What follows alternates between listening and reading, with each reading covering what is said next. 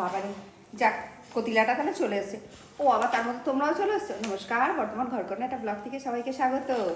এটা কি বলো তো, এটা গোঁটকা তিরা, মানে অ্যাকচুয়ালি হিন্দিতে বলে বা বাংলাতে বলে, সরি বাংলাতে না, ইংলিশে বলে গোঁটকা তিরা, কিন্তু আমরা বলি কতিলা। তো আজকে এটা দিয়ে শরবত বানাবো। তো চলো শরবতটার সাথে পরিচয় করে দিই। যেহেতু বললাম কতিলার শরবত খাওয়াবো, এই দেখো কতিলা কিন্তু এরকম দেখতে হয়, মিষ্টির আকার। তো এগুলো ভিজিয়ে রাখলে, মানে প্রায় ধরে থাকো আমি কালকে রাতে ভিজিয়েছি, আজকে যেহেতু সকালে আমি করব শরবতটা, তো ভিজানোর পর কিরকম হয় দেখতে দেখাচ্ছি। তো চলো, যেহেতু বললাম কতিলাটা তোমাদের আমি দেখালাম কিরকম ভিজানোর পর, ওটা রাত্রেবেলা ভিজানোর পর এটা এরকম ধরনের দেখতে হয়ে যাবে, ঠিক জমাট একটু জেলির মতো। ঠিক জেলিও বলবো না, এটা কিন্তু কোনো স্বাদ নেই, ঠিক আছে, এরকম হবে দেখতে, শুধু জল দিয়ে ভিজিয়ে দিলে।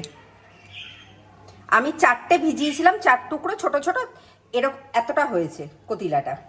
তো চলো উপকরণগুলোর সাথে পরিচয় করে দিই। এটা তো ভিজানো কতিলাটা, এখানে রয়েছে মৌরি আর মিছরি গুঁড়ো, তার সাথে একটু লেবু দিচ্ছি আমি, আর এটা সাজাবার জন্য আর কিছু না, আর শুধু এখানে জল লাগবে।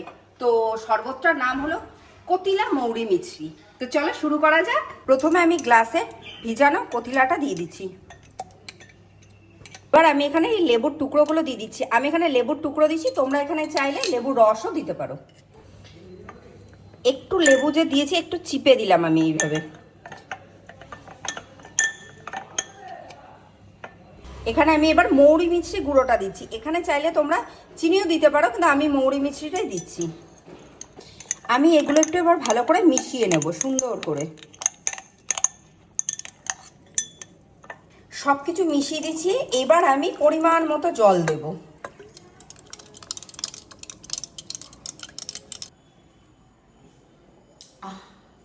তো চলো, তৈরি হয়ে গেছে আজকে কতিলা মৌরি মিছরির শরবত। তো তোমরা অতি অবশ্যই বাড়িতে এটা তৈরি করো গরমে। আর কতিলাটা খুব দরকার গরমে সবার খাওয়ার জন্য, আর বিশেষ করে মেয়েদের জন্য কতিলা খুবই ভালো।